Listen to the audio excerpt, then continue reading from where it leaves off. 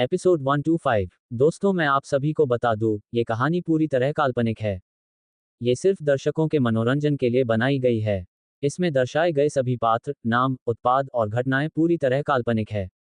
ये कहानी किसी भी तरह से किसी भी व्यक्ति के भावनाओं, प्रथाओं, परंपराओं और विश्वासों के अपमान नहीं करती है।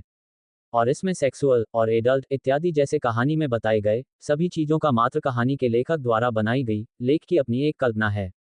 तो दोस्तों, मैं आपको आगे बता दूं, अगर आप हमारे SK novel love story channel पर नए हैं तो वीडियो को भर भर लाइक और चैनल को सब्सक्राइब करना ना भूले। धन्यवाद। एपिसोड 1। मुझे नील सिंह खुराना से मिलना है। सपनों की दुनिया कहा जाने वाला शहर मुंबई की सुहावनी सुबह करीब 8 बजे एक प्राइवेट जेट लैंड करता है। तभी उसमें से एक करीब 28 साल का लड़का बाहर निकलता है। उसने व्हाइट कलर का सूट पहना हुआ था और आंखों पर गॉगल्स चढ़े हुए थे। हाथों में काफी महंगी वत एपिसोड थी। बालों को काफी अच्छी तरह जेल से सेट कर रखा था। ये आदमी दिखने में बिल्कुल किसी हीरो की तरह था। ये कोई और नहीं बल्कि नील सिंह खुराना था, जो अभी अभी मुंबई पहुंचा था। पिछले 3 महीनों से वो इंग्लैंड में था और एक बहुत ही इंपॉर्टेंट प्रोजेक्ट पर काम कर रहा था। नील के लिए ये प्रोजेक्ट जिद बन चुकी थी और जब उसे कोई चीज पसंद आ जाए तो वो उसको हासिल करके छोड़ता था। इस बार भी बिल्कुल ऐसा ही हुआ। ये प्रोजेक्ट उसको मिल चुकी थी। जैसे ही नील जेट से नीचे आया, उसको देखकर उसका असिस्टेंट जोसेफ जल्दी से उसके पास जाकर खड़ा हो गया। नील सिगरेट का धुआं मुंह से छोड़ते हुए बोला, एनी अपडेट्स? इतना बोलकर नील आगे अपनी की तरफ बढ़ने लगा। जोसेफ ने थोड़ा सकुचाते हुए बोला, बॉस, वो आर्यन की फैमिली उसके बारे में छानबीन कर रही है।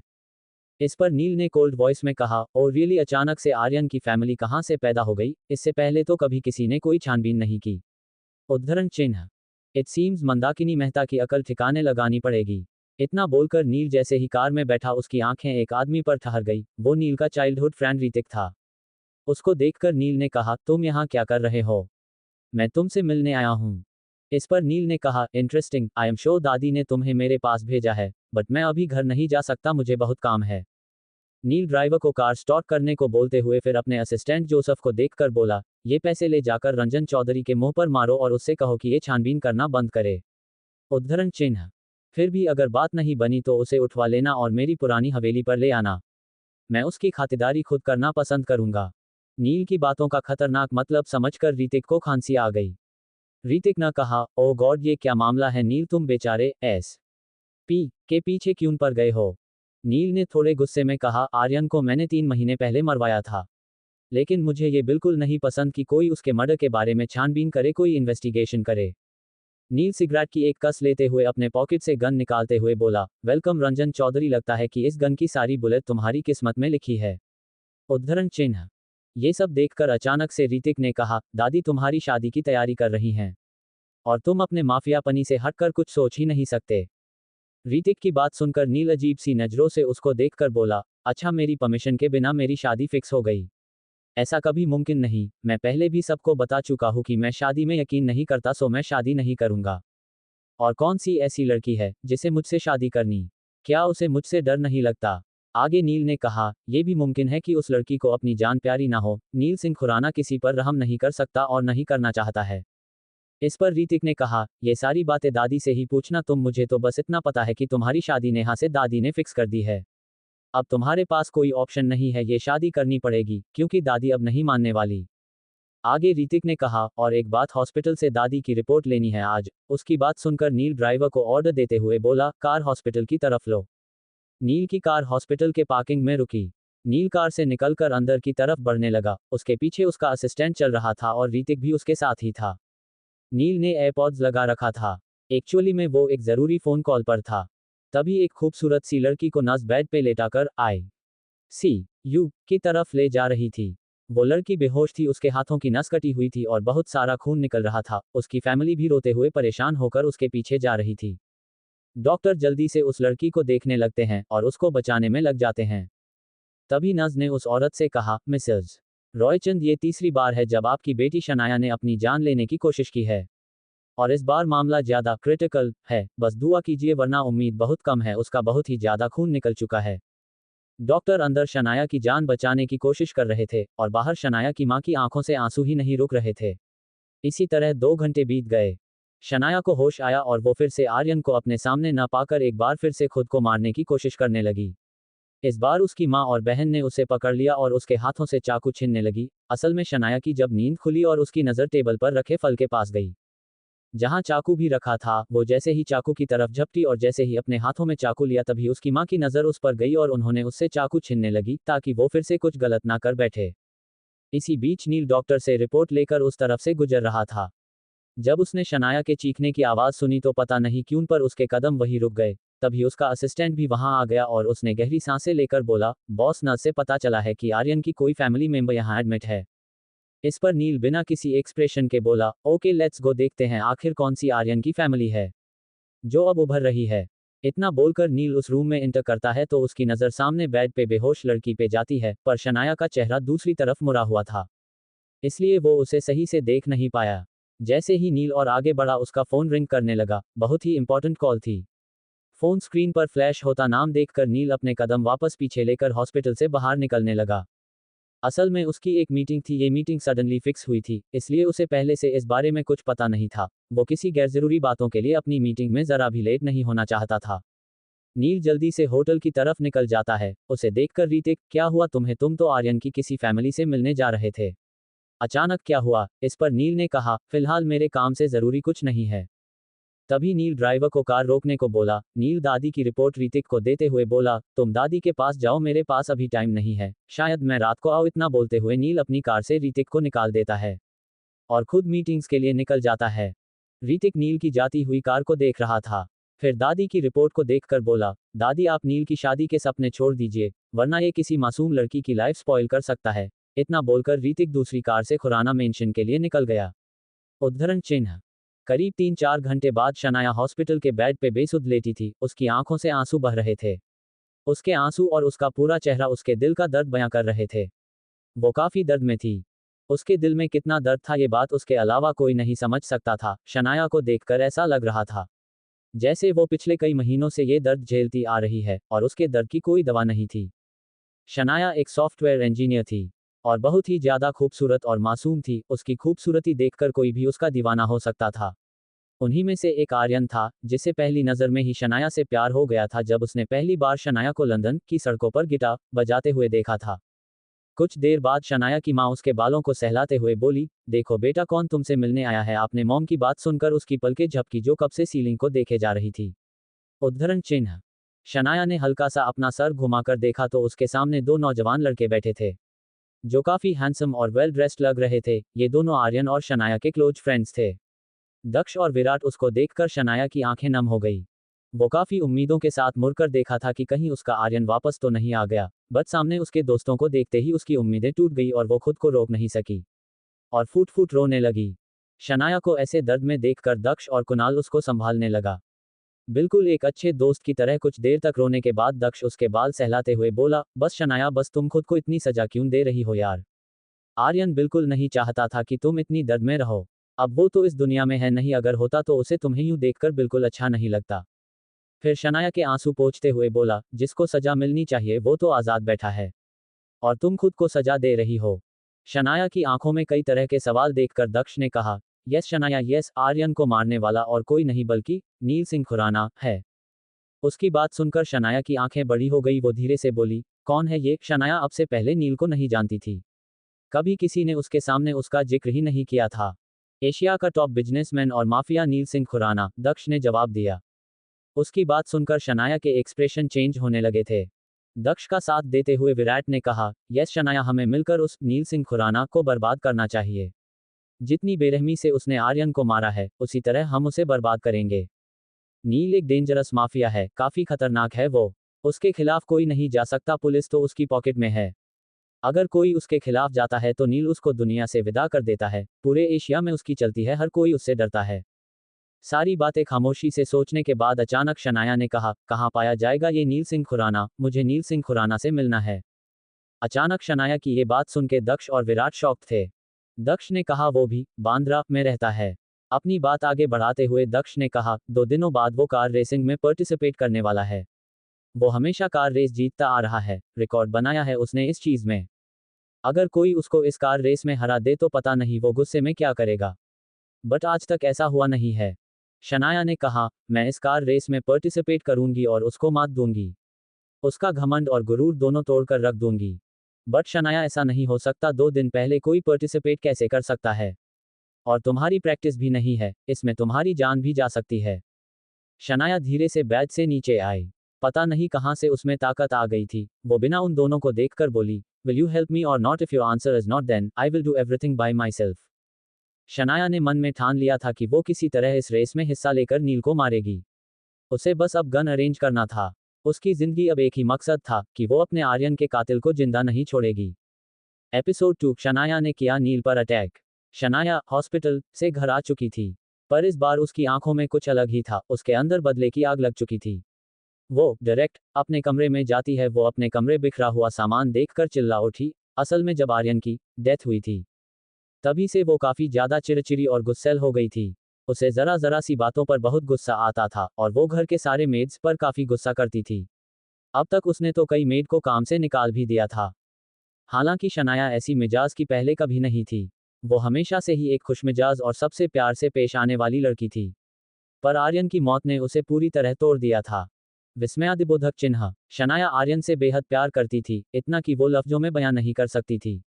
उसकी मोहब्बत थी। शनाया ने जीना छोड़ दिया था, पर अब दक्ष और विराट की बातें सुनकर उसके अंदर बदला लेने की आग लग चुकी थी।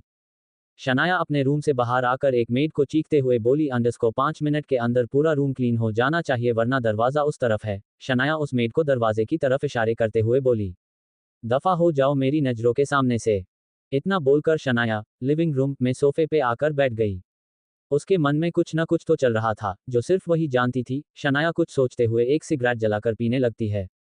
कुछ देर बाद उसने दक्ष को कॉल मिलाई और सख्त लहजे में कहा, अंडरस्को जो कहा था वो अरेंज हुआ या नहीं? शनाया के अचानक ऐसे सवाल पर दक्ष को कुछ समझ नहीं आ रहा था।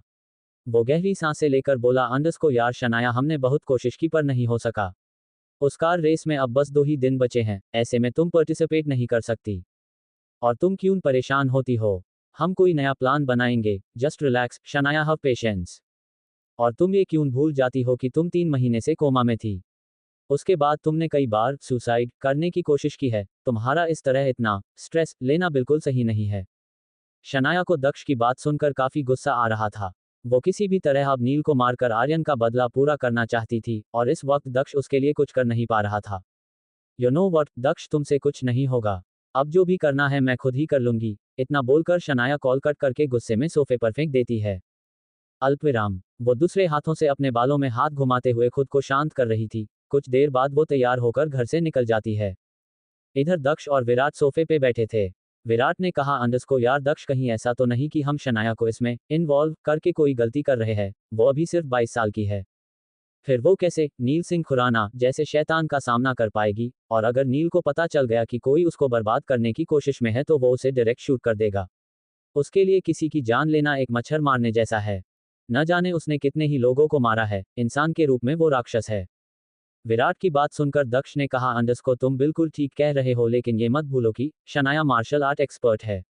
वो बखूबी अपना बचाव कर सकती है। मार्शल आर्ट में उसने इतनी महारत हासिल की है कि कभी कभी आर्यन उसको ब्रूस ली की छोटी बहन कहकर टीज करता था। और उसके अंदर अभी इश्क की आग लगी है। ऐसी आग सिर्फ सच्चे प्यार करने वालों में ही देखी जाती है।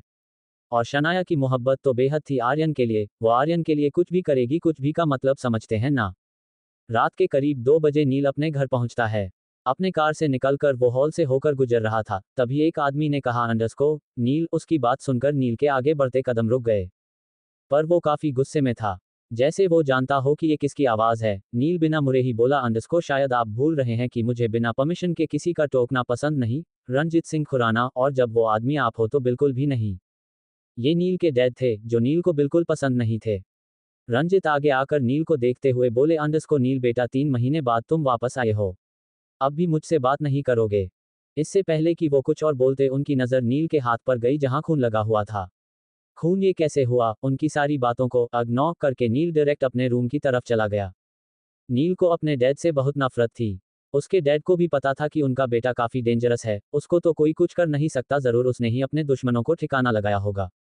नील को अपने रूम में जाते हुए माही ने देखा था, जो पानी पीने के लिए उठी थी, पर उसने उसे अभी टोकना सही नहीं समझा, क्योंकि उसे भी पता था कि उसका भाई कितना गुस्सैल और शॉर्ट टेम्पर है।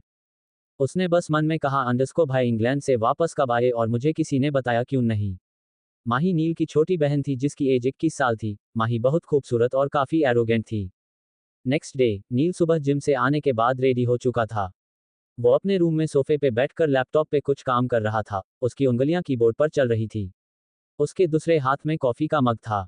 तभी नील का असिस्टेंट जोसेफ डोर पर नॉक करता है और अंदर आ जाता है। वो नील के सामने आकर उसकी तरफ एक पार्सल बढ़ाते हुए बोला, अंडरस्को बॉस, ये आपके लिए है। जोसेफ की बात सुनकर नील अपनी नजरें उठाकर उसको अजीब नजरों से देखा और बोला, अंडरस्को मैंने कुछ ऑर्डर नहीं किया जोसेफ, आई एम श्योर ये किसी और का होगा। जोसेफ से उस बॉक्स को देखकर उस पर लिखा अपने बॉस का नाम पढ़कर बोला, अंडरस्को नहीं बॉस, इस पर आपका ही नाम है। जोसेफ की बात सुनकर नील उस बॉक्स को उससे ले लेता है। अंडरस्को वो कुछ जरूरी काम कर रहा था, इसलिए उसने बॉक्स को खोलकर नहीं देखा, वही सोफे पे रख दिया। कुछ मिनट बाद ऋतिक नील के पास आया। वो अभी अभी ही खुराना मेंशन पहुंचा था। वो नील के पास आकर बैठते हुए बोला, अंडरस्को तुम कभी थकते नहीं हो, जो हर वक्त काम ही करते रहते हो। बेचारी उस लड़की का क्या जिससे तुम्हारी शादी होने वाली। It's not gonna be happen. मैं आज ही दादी से बात करता हूँ। मैं शादी में यकीन नहीं करता, इसलिए मैं शादी नहीं करूंगा। तभी ऋतिक की नजरें सोफे पे रखे बॉक्स पे गई। उसको देखकर ऋतिक ने कहा, अंडरस्को डार्क हॉर्स, हाँ गर्लफ्रेंड का गिफ्ट है और सबको पता है कि नील सिंह खुराना एशिया का नो एक बिजनेसमैन को लड़कियों में कोई इंटरेस्ट नहीं है। पर अब पता चला कि तुमने सब सीक्रेट रखा, कहीं इसीलिए तो दादी की पसंद से शादी नहीं करना चाहते। शट अप ऋतिक, ऐसा कुछ नहीं है और ये बॉक्स भी मेरा नहीं है। आई बात समझ में, खोलकर देखो क्या है इसमें, नील ने बिना उसको देखे ही बोला। ऋतिक ने जब बॉक्स खोला तो उसमें एक लेटर था। उसने जब उस लेटर को खोलकर पढ़ा तो उसकी आंखें हैरानी से चौड़ी हो गई। उसे समझ नहीं आ रहा था कि आखिर किसके अंदर इतनी हिम्मत आ गई जो नील के बारे में ऐसी बातें लिखे। ऋतिक नील को लेटर देते हुए बोला, अंडरस्को रीड दिस फर्स्ट। नील ने जब वो लेटर पढ़ा तो उसके एक्सप्रेशन भी बदलने लगे।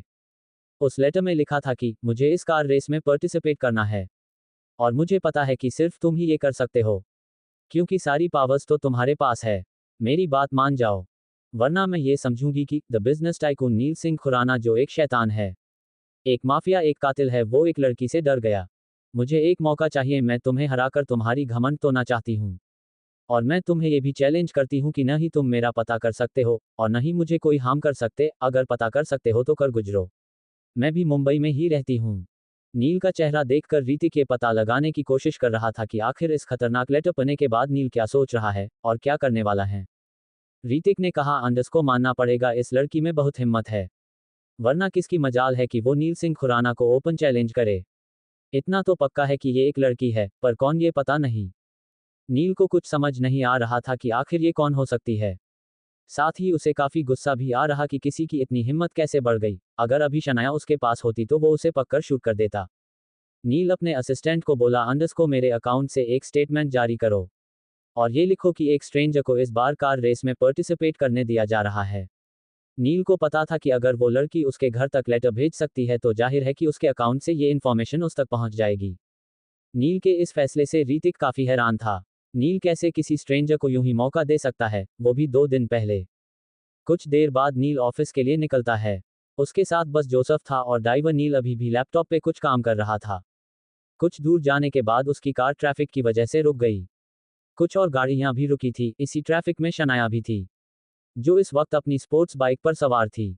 जब उसकी नज़र नील पे गई तो गुस्से में उसकी आंखें लाल हो गई थी। उसने आज ही सुबह नील की फोटो देखी थी ताकि उसको पहचान सके। शनाया ने आज पहली बार नील को देखा था।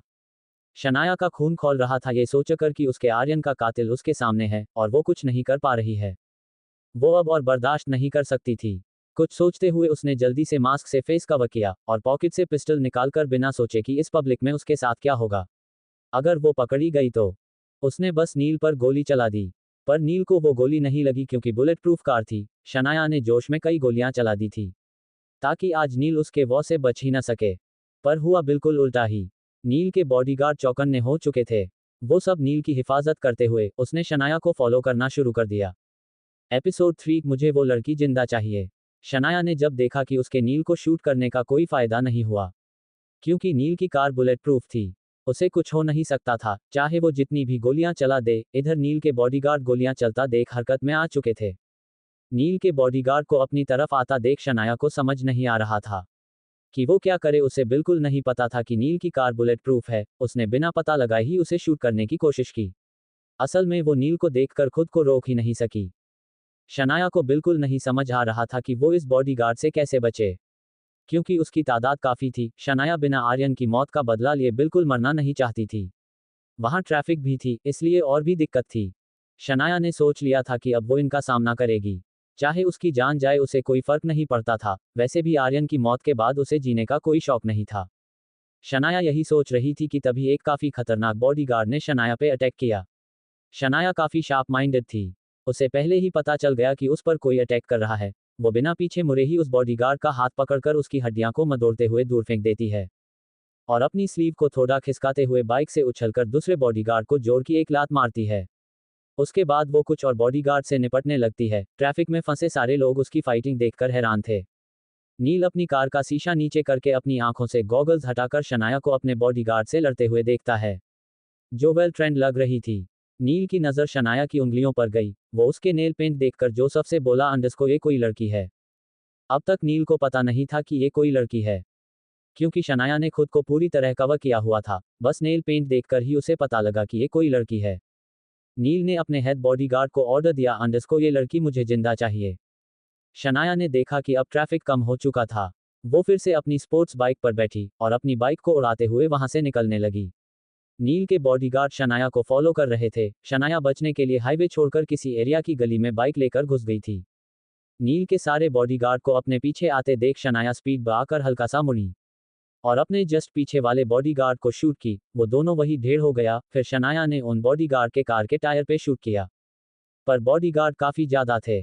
शनाया को कुछ समझ नहीं आ रहा था कि वो क्या करे। उसे बस इतना पता था कि वो हार नहीं मानेगी, लास्ट तक इनसे मुकाबला करेगी। कुछ ही दूर जाकर उसने देखा कि कुछ स्कूल के बच्चे सड़क से गुजर रहे थे। वो बच्चे लगभग पूरे रोड पे ही फैले हुए थे। शनाया किसी भी कीमत पर उन बच्चों को कोई नुकसान नहीं पहुंचा सकती थी। नील के बॉडीगार्ड अब काफी खुश थे कि अब ये कहा जाएगी, अब वो लोग उसे पकड़कर अपने बॉस को सौंप देंगे ताकि उसके बॉस उसे इस दुनिया से विदा न करे। शनाया ने मन में कहा, अंडरस्को ओ नो शनाया, अब तू कहाँ जाएगी, सामने बच्चे हैं और पीछे ये सारे बॉडीगार्ड, न ही इसके हाथ आऊंगी और ना ही इन मासूम बच्चों को कोई हार्म कर सकती हूँ। कुछ सोचते हुए शनाया ने बाइक की स्पीड बढ़ाई और बाइक लेकर थोड़ा ऊपर उड़ गई। ये देखकर सारे लोग शॉक थे। कुछ दूर जाकर शनाया ने फिर रोड पे राइड करते हुए आगे की तरफ बढ़ने लगी। जितने दूर में बच्चे फैले थे उसने सिर्फ वहां पे अपने टैलेंट का इस्तेमाल किया था। वो काफी तरह के खतरनाक स्टंट जानती थी और कई बार पहले कर भी चुकी था। शनाया के स्टंट को देखकर रोड पे आते जाते लोग को समझ नहीं आ रहा था कि आखिर उनके एरिया में ये क्या सब हो रहा है, क्योंकि शनाया के पीछे काफी लंबी फौज थी जो लगातार उसको फॉलो कर रही थी। शनाया का ये स्टंट और चालाकी देखकर तो वो बॉडीगार्ड भी हैरान थे। कुछ दूर पर जाकर शनाया एक छोटे से घर की तरफ अपनी बाइक मोड़ देती है और अपनी बाइक लेकर एक छोटे से घर में घुस जाती है। शायद उसे पता था कि वो किसका घर था। तभी उसे एक लड़का दिखता है। शनाया जल्दी से बाइक से उतारकर उस लड़के को बाइक की कीज देते हुए बोली, ऋषभ जितनी जल्दी हो सके उतनी जल्दी तुम इस बाइक को डिस्ट्रॉय कर दो। मैं रात को तुम्हें कॉल करूंगी। अभी मैं निकल रही हूं यहाँ से, कुछ लोग मेरी और मेरी बाइक की तलाश कर रहे हैं। वो लड़का जिसका नाम ऋषभ था, उसे कुछ समझ नहीं आया कि वो क्या कर रही है। ऋषभ ने कहा, अंडरस्को शनाया क्या चल रहा है, ये सब कुछ तो बताओ यार। और ये क्या, मैं इतनी बड़े बाइक को कैसे डिस्ट्रॉय करूंगा। शनाया ने ऋषभ का हाथ पकड़कर बोली, अंडरस्को प्लीज ऋषभ, तुम्हें ये मेरे लिए करना ही होगा। अगर मैं उसे नहीं मिली तो हो सकता है कि वो इस पूरे एरिया को ही चेक करे। ऐसे में इस बाइक की वजह से मैं पकड़ी जाऊंगी। एक काम करो, तुम इस बाइक के छोटे छोटे टुकड़े कर दो, फिर किसी को समझ नहीं आएगा। ओके, इतना बोलकर शनाया उस घर से छुपकर भागने का रास्ता देखने लगी। शनाया उस घर के छत पर जाकर उस घर के पीछे वाले हिस्से से पाइप के सहारे धीरे धीरे नीचे आ गई। इस तरफ से वो दूसरा रोड पकड़कर अपने घर जा सकती थी।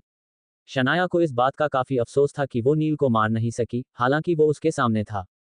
उसका वॉक हली चला गया। इधर नील अपने केबिन में विंडो के पास खड़ा था। तभी जोसेफ वहां आया और उसको आज के ड्रग्स डिलीवर के बारे में सारी इन्फॉर्मेशन दिया। नील उसकी बातें सुनकर बोला, अंडरस्को गुड, अब इसे कहां कहां सप्लाई करना है ये तुम अच्छी तरह जानते हो। सारा काम टाइम पे हो जाना चाहिए। और हाँ डीएम, कोई छानबीन शुरू करे तो उसके मुंह में पैसे ठूस देना ताकि वो जिंदगी भर कुछ बोल ना सके।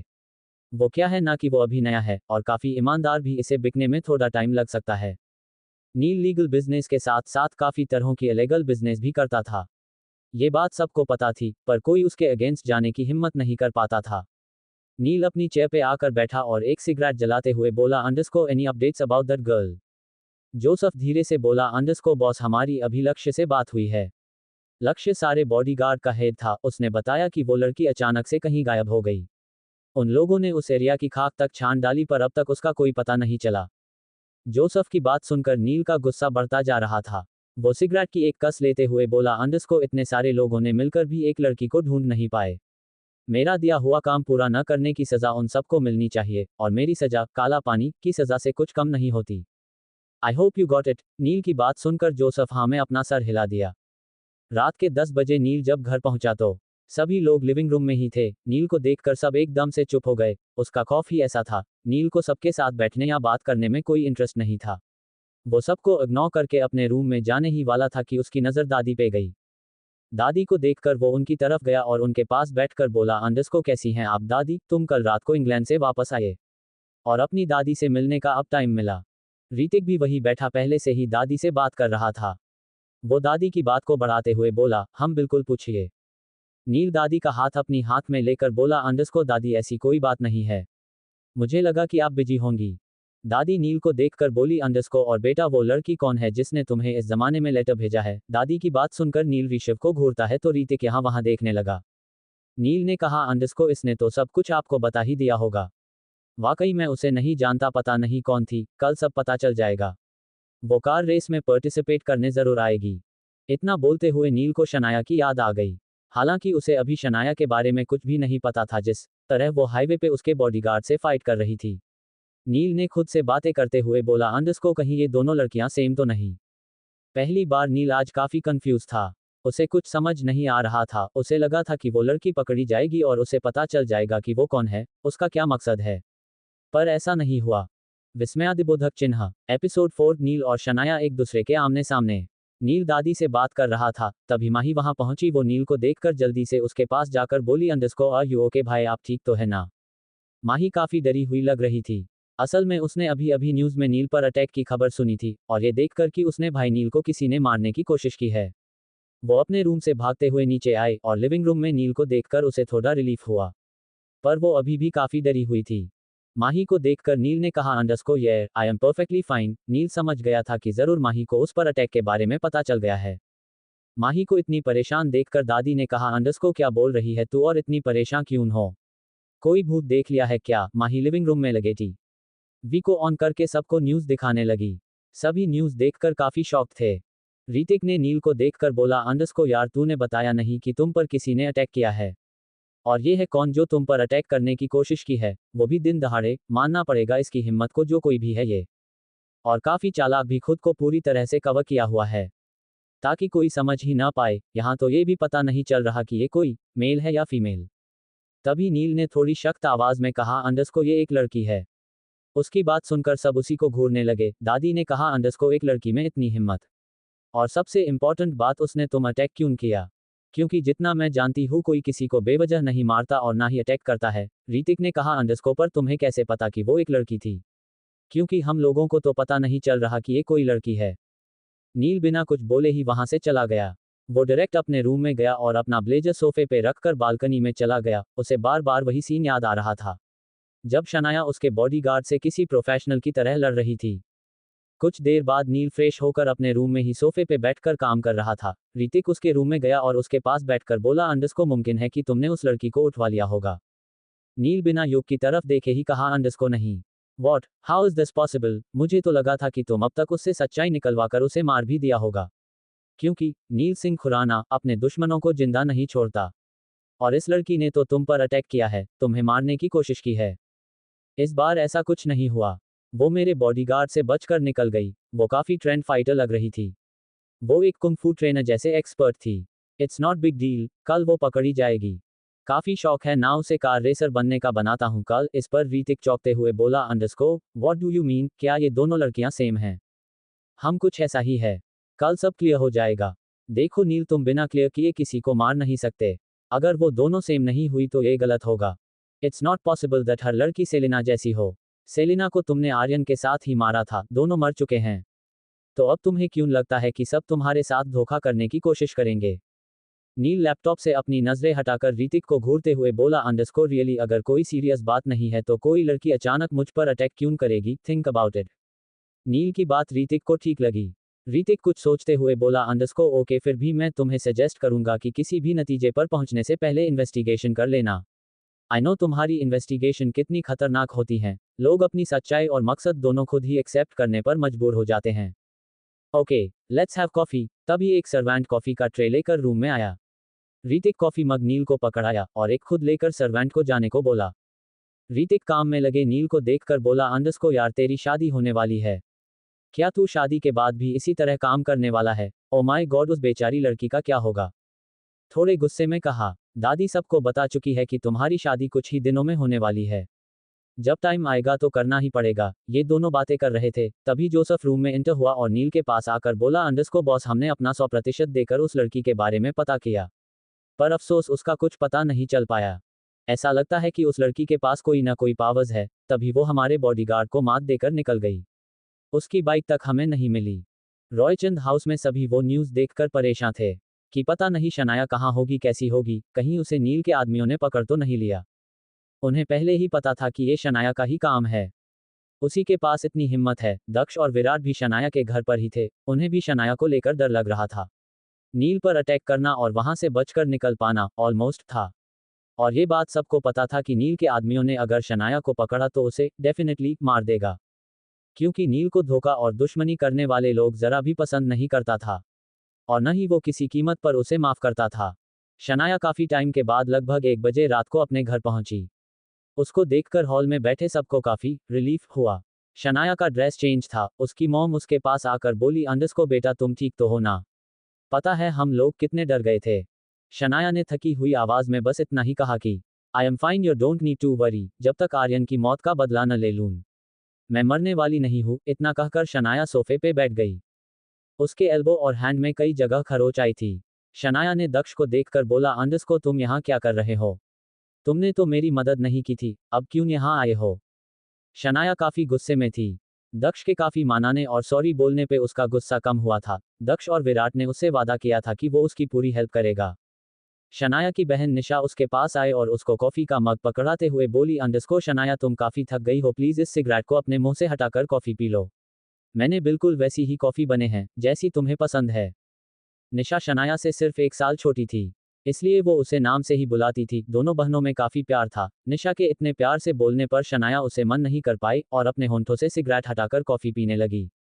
शनाया ने कहा, अंडस को मैं उस कमीने नील सिंह खुराना के आदमियों से काफी मुश्किल से बची हूँ। पूरे मुंबई में उसके आदमी मुझे ढूंढ रहे हैं, इसलिए मुझे अपना हुलिया चेंज करना पड़ा।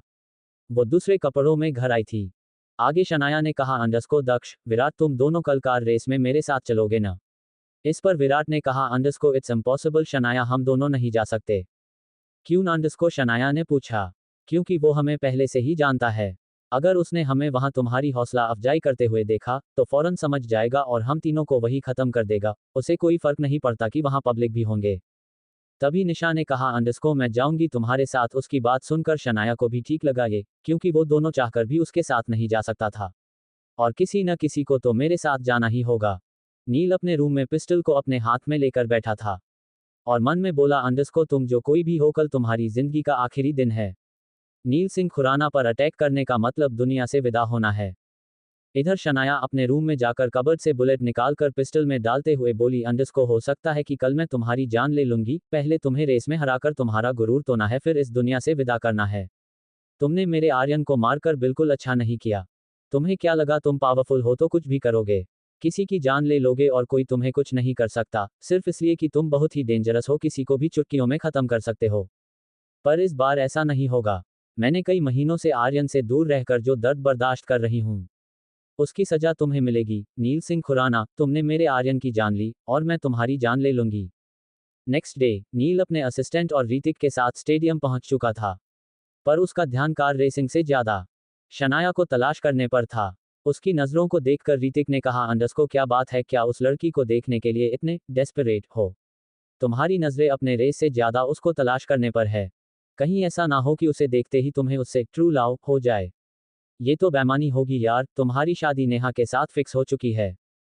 Shut up Ritik. नील ने इतना ही कहा था कि उसे सामने से आती हुई एक लड़की दिखी, जिसने ऑल ब्लैक पहना हुआ था, black jeans, black shirt, black boot and black cap पहना हुआ था, पर उसका फेस अभी भी ब्लैक मास्क से ढका था और आंखों पे ब्लैक गोगल। इन गेटअप में शनाया काफी क्लासी लग रही थी। शनाया की ड्रेसिंग सेंस काफ़ी यूनिक थी, उसकी ऑलमोस्ट सभी फ्रेंड्स फैशन के मामलों में उसे फॉलो करती थी। शनाया का बिना फेस देखे ही नील को पूरा यकीन था कि डेफिनेटली यही है वो लड़की। नील उसको नीचे से ऊपर तक देखता है और मन में ही बोला अंडरस्को फाइनली शी अराइव्ड हियर, अब इसे मुझसे कोई नहीं बचा सकता। नील तेज कदमों से शनाया की तरफ बढ़ने लगा।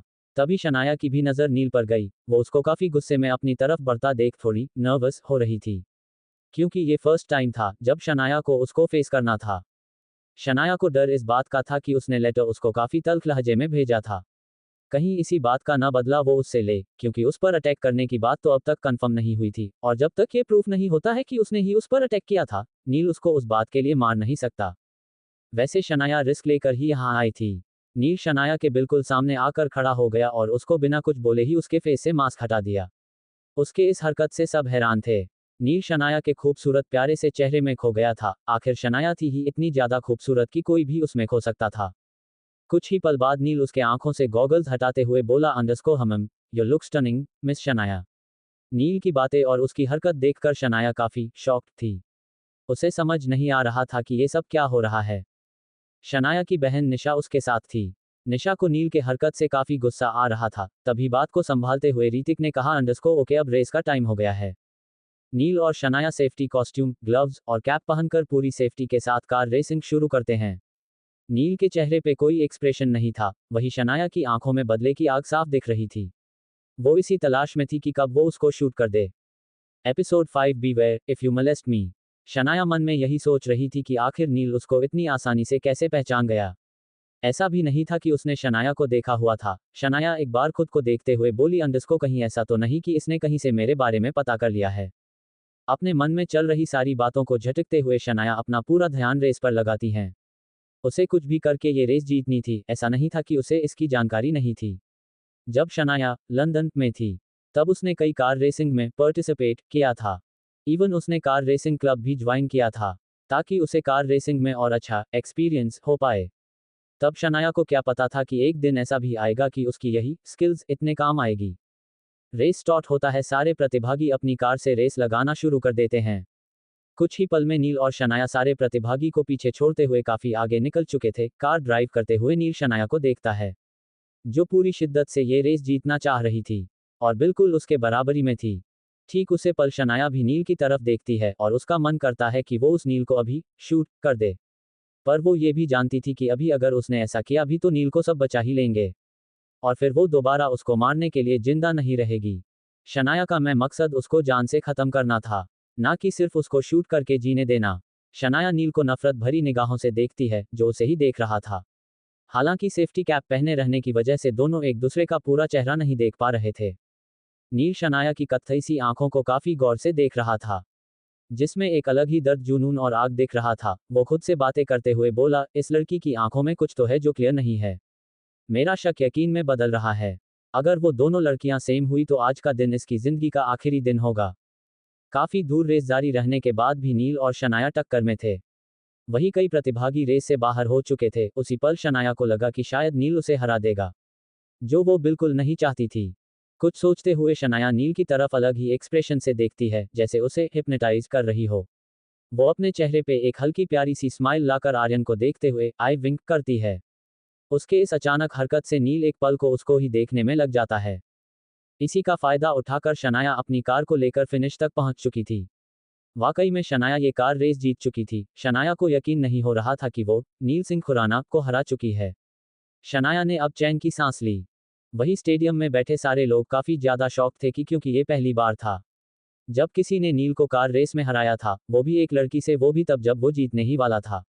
निशा स्टेडियम में जल्दी से खड़ी होकर उछालते हुए शनाया के लिए क्लैपिंग करने लगी। ये finally my sister has won this race. Nisha को इतना उछालते देख रीतिक, जिसका मूड ऑफ हो चुका था क्योंकि नील ये रेस हार चुका था, वो निशा को घूरते हुए बोला अंडरस्को अपनी ये खुशी बचाकर रखो, हो सकता है कि कोई तूफान आने वाला हो और मुझे नहीं लगता कि तुम्हारी बहन ने रेस अपने बल पर जीता है। She must have cheated, otherwise nobody can defeat Neel Singh Khurana. उसने रिकॉर्ड बनाया हुआ था कभी भी नहीं हारने का। Did you get that?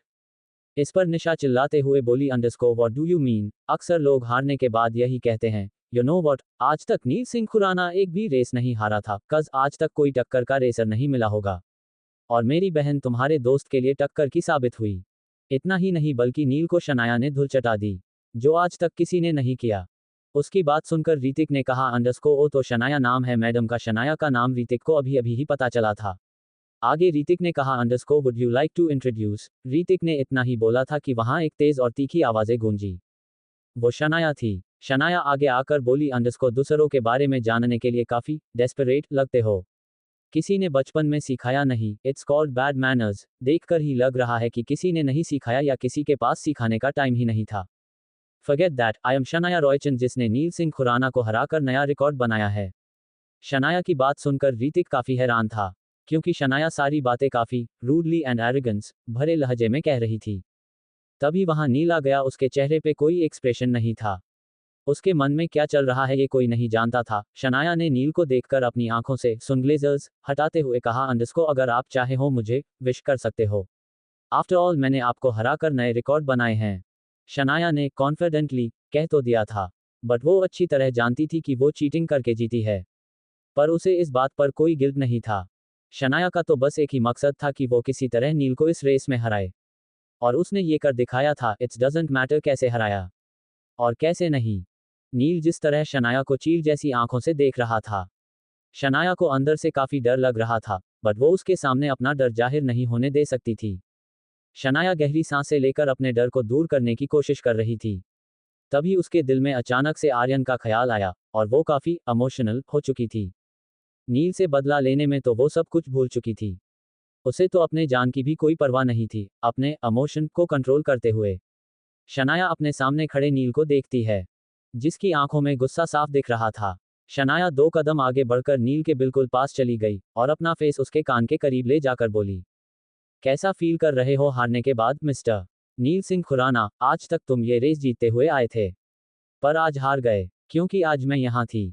Shanaya की बातों से नील का गुस्सा बढ़ता ही जा रहा था। वो अपनी मुट्ठियां भींचते हुए अपने गुस्से को काबू कर रहा था। वहीं शनाया के नील के इतने पास जाकर उसको कुछ कहने वाली हरकत देखकर ऋतिक की आंखें चौड़ी हो गई। वो मन में बोला अंडरस्को ये लड़की इतनी जल्दी मरना क्यों चाहती है? क्या इसे अपनी जान प्यारी नहीं है? क्या पता नील इसको यही टपका दे। वहीं शनाया की बहन निशा भी काफी हैरान थी, क्योंकि नील को देखकर ही उसको काफी डर लग रहा था, और उसे हैरानी इस बात की थी कि क्या शनाया को इस राक्षस से डर नहीं लगता, जो पता नहीं उसके इतने पास खड़ी है। शनाया ने कहा अंडरस्को तुम क्या समझते हो? मैं नहीं जानती कि तुम कितने डेंजरस इंसान हो। तुमने कितनों की ही जान ली है। तुम लीगल बिजनेस के साथ साथ इलीगल बिजनेस भी काफी तरक्की के साथ कर रहे हो। लोगों की जान लेना तुम्हारे लिए कोई बड़ी बात नहीं। पर अब मैं आ गई हूं, और मैं तुम्हें नहीं छोड़ूंगी। Just wait and watch episode. इतना बोलकर शनाया उससे होकर वहां से जाने ही वाली थी कि तभी नील शनाया की बाजू पकड़कर उसको अपने करीब करके उसकी आंखों में देखकर बोला अंडरस्को तुम्हारी ये खुशी बस कुछ ही पल की है। तुमने गलत इंसान से पंगा लिया है। नील शनाया की बाजू को टाइटली पकड़कर रखा था, जिससे उसकी बाजुओं में दर्द होने लगा था। शनाया उससे खुद को छुड़ा भी नहीं पा रही थी। वो पब्लिक प्लेस था। वो दोनों अब तक स्टेडियम वाली जगह से गए भी नहीं थे। ये देखकर ऋतिक बीच में आकर नील को देखकर बोला, यार नील ये क्या कर रहा है? तू देखो जरा, सब इधर ही देख रहे हैं। छोड़ो शनाया को, तू ही हमेशा कहता है ना कि तुम्हारे लिए पैसों पावर से भी कई ज्यादा बढ़कर इज्जत मायने रखती है। तो फिर छोड़ इसे, वरना लोग क्या कहेंगे कि इस लड़की से हार गया तो उसे टॉर्चर कर रहा है। Just think about it. Hrithik की बात सुनकर नील कुछ ही पल में शनाया को छोड़ देता है और फौरन वहां से निकल गया। कुछ पल वो अगर और वहां रहता तो पता नहीं किसका खून कर देता। नील के वहां से जाने के बाद शनाया निशा को देखकर बोली अंडरस्को लेट्स गो निशा। पर निशा जल्दी से उछलते हुए शनाया को हक करके बोली अंडरस्को कॉन्ग्रेचुलेशन शनाया, तुमने तो इम्पॉसिबल को पॉसिबल कर दिखाया। I am so glad for you. Nisha की बात सुनकर शनाया ने बस हल्का सा अपना सर हिला दिया। वो बिल्कुल खुश नहीं थी। उसे तो खुशी तब मिलती जब वो नील को मारकर आर्यन से बदला ले लेती। कार में निशा ने शनाया को हक करके बोली अंडरस्को पता है जब नील तुम्हारे सामने था और तुम्हें पकड़ लिया था तब मैं कितना डर गई थी, पर तुम्हारी हिम्मत की दाद देनी पड़ेगी। कैसे फेस करती हो तुम उस डेंजरस इंसान को? शनाया और निशा दोनों कार में ही बातें कर रहे थे। तभी उसकी कार अचानक से रुक गई। ड्राइवर ने अचानक से ब्रेक लिया था, जिससे शनाया और निशा काफी चौंक गई थी। शनाया ने ड्राइवर पर गुस्सा दिखाया तो ड्राइवर सामने की तरफ उसे दिखाते हुए कहा अंडरस्को अचानक कोई सामने आ गया इसलिए ये सब हुआ। अगर अचानक ब्रेक नहीं लगाता तो कुछ भी खतरा हो सकता था। शनाया ने सामने देखा तो एक चमचमाती ब्लैक कलर की कार उसकी कार का रास्ता घेरे सामने खड़ी थी। इससे पहले कि शनाया कुछ समझ पाती, उसकी तरफ का डोर ओपन हो गया। शनाया ने देखा कि ब्लैक यूनिफॉर्म में एक आदमी सामने खड़ा था। उसे देखकर शनाया ने गुस्से से कहा, हाउ डरे यू, तुम्हारी हिम्मत कैसे हुई और तुम हो कौन? तभी वहां एक और आदमी आ गया। उसे देखकर शनाया की आंखें सदमे से चौड़ी हो गई, क्योंकि वो नील था। नील अपने साथ खड़े बॉडीगार्ड को वहां से जाने का इशारा करता है और थोड़ा आगे बढ़कर शनाया की तरफ बढ़ने लगता है। डरती हुई आवाज में शनाया ने कहा, अंडरस्को beware if you molest me. इतना कहकर शनाया अपनी साइड छोड़कर निशा की साइड खिसकने लगती है। लगभग वो निशा के पास जा चुकी थी। निशा भी अचानक से नील को यहाँ रास्ते में वो भी इस तरह देखकर काफी हैरान थी। उसकी जुबान से तो कुछ निकल ही नहीं रहा था। शनाया ये सोच रही थी कि कहीं नील उसके साथ कोई जबरदस्ती तो नहीं करने वाला है। शनाया बहुत ही ज्यादा डर गई थी, उसका गला सूखने लगा था। जैसे ही शनाया और निशा दोनों निशा की साइड का डोर ओपन करके वहां से भागने की कोशिश करने लगी, तभी नील शनाया का हाथ पकड़ लेता है और उसको खींचते हुए उसकी कार से निकालकर अपनी कार की तरफ लेकर जाने लगता है। शनाया चीखते हुए उससे अपना हाथ छुड़ा रही थी, पर वो नील की ताकत के आगे काम पर गई थी। शनाया ने कहा, अंडरस्को तुम्हारी हिम्मत कैसे हुई मुझे हाथ लगाने की? मैं पुलिस में कंप्लेंट करूंगी। छोड़ो मुझे, मैं उस टाइप की लड़की नहीं हूं। प्लीज छोड़ दो मुझे। शनाया के लाख गिरगिराने पर भी नील को कुछ असर नहीं हुआ। वो उसको लेकर अपनी कार की तरफ जा रहा था, जैसे शनाया की कोई बातें उसे सुनाई ही नहीं दे रहा हो। वहीं अपनी बहन को बचाने के लिए निशा उसके पीछे भागते हुए आ रही थी। नील शनाया को अपनी कार में बिठाया और वहां से निकल गया। निशा हाफते हुए घुटनों पर अपना हाथ रखकर बोली, अंडरस्को प्लीज मेरी बहन को छोड़ दो।